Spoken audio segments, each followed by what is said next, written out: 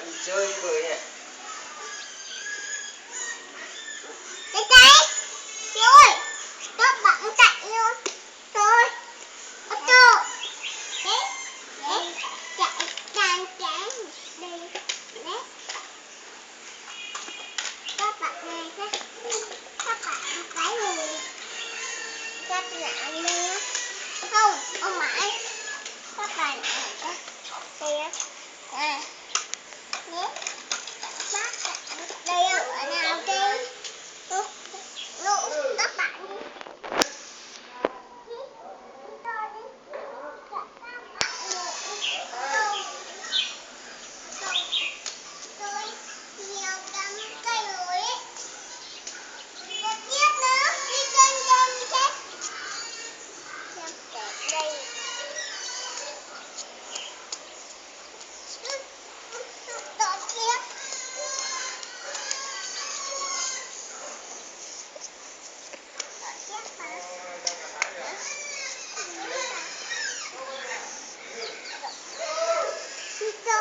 con đi chơi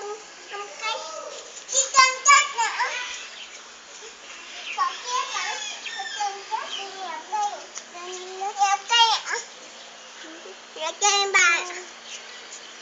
leo cây bà đúng ngoài nhà anh đâu này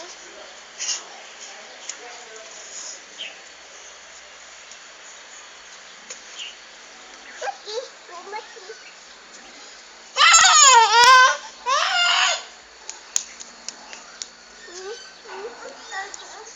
chạy luôn kìa tôi chạy luôn tôi chạy luôn kìa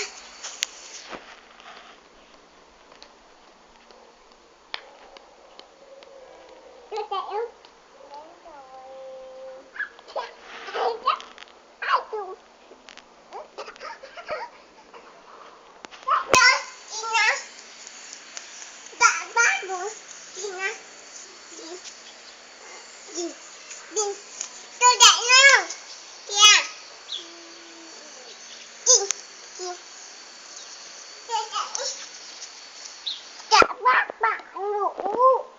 cả các bạn ngủ con cậu con chạy luôn đi tôi đi đi tôi đi đi tôi đi tôi cả các bạn ngủ cả các bạn ngủ tôi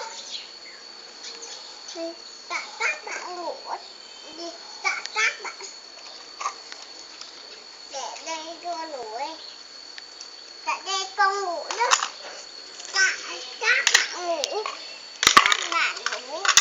tất cả các bạn ngủ lại đây đó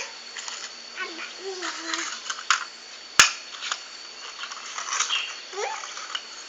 nó nè đấy đấy cả các quý các bạn ngủ đi các bạn ngủ đó